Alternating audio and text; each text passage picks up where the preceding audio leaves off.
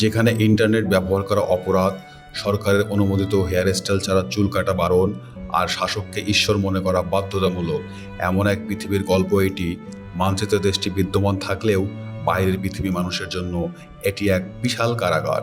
স্বাগতম গণতান্ত্রিক গণপ্রজাতন্ত্রী কোরিয়া, যা আমাদের কাছে পরিচিত উত্তর কোরিয়া নামে। 1945 সালে দ্বিতীয় বিশ্বযুদ্ধের পর কোরিয়া উপদ্বীপ দুটি অংশে বিভক্ত হয়। উত্তর অংশটি চলে যায় সোভিয়েত ইউনিয়নের প্রভাবে, আর দক্ষিণ অংশটি আমেরিকার। 1950 সালে রক্তক্ষয়ী কোরিয়ার যুদ্ধের পর তৈরি হয় পৃথিবীর সবচেয়ে সুরক্ষিত সীমান্ত DMZ। সোভিয়েত ইউনিয়নের সহায়তায় ক্ষমতায় আসেন কিং ইল সুং। তিনি গড়ে তোলেন জুসে আদর্শ, যার মূল কথা আত্মনির্ভরশীলতা। কিন্তু সময়ের সাথে সাথে এই আত্মনির্ভরশীলতাই নামান্তর হয়ে দাঁড়ায় চরম একাকিত্ব ও বহির্বিশ্ব থেকে চিরতরে বিচ্ছিন্নতা। উত্তর কোরিয়ার আপনার জীবন আপনার নিজের নয়। এখানে বিদেশি সিনেমা বা গান শোনা দেশদ্রোহিতা। পেনড্রাইভে করে দক্ষিণ কোরিয়ার কোনো ড্রামা পাচার করলে পেতে হয় মৃত্যুদণ্ড। এখানে সরকার অনুমোদিত মাত্র কয়েকটি টেলিভিশন চ্যানেল রয়েছে, যেখানে সারাদিন শুধু শাসকের প্রশংসা এবং রাষ্ট্রীয় প্রচার চালানো হয়। সবচেয়ে অবিশ্বাস্য বিষয়, পিয়ংইয়ংয়ে বাস করার অধিকার শুধু তাদেরই আছে যারা শাসক দলের প্রতি শতভাগ বিশ্বস্ত।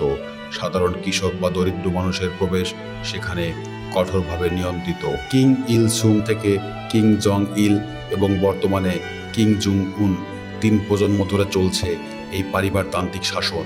আন্তর্জাতিক অর্থনীতির নিষেধাজ্ঞা থাকা সত্ত্বেও দেশটির আয়ের সিংহভাগ ব্যয় হয় সাময়িক খাতে। উত্তর কোরিয়া নিজেকে রক্ষা করার একমাত্র হাতিয়ার মনে করে তাদের পরমাণু অস্ত্রাগারকে, কিন্তু এই পারমাণবিক শক্তির পেছনের মূল্য দিতে হয় সাধারণ জনগণকে। 1990-এর দশকে ভয়াবহ দুর্ভিক্ষে লাখ লাখ মানুষ মারা গেলেও রাষ্ট্রীয় অগ্রাধিকার থেকে সাময়িক বাজেট কখনো কমেনি। এই বন্দিদশা থেকে বাঁচতে প্রতি বছর শত শত মানুষ জীবন বাজি রেখে চীন সীমান্তে প্রবাহিত ইয়ালু নদী অতিক্রম করে।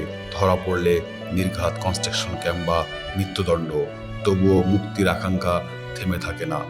21 শতাব্দীর এই আধুনিক প্রযুক্তির যুগেও উত্তর কোরিয়া এমন এক বন্দিশালা যেখানে মানুষ বেঁচে থাকে কিন্তু মুক্তি চিন্তা করতে পারে না।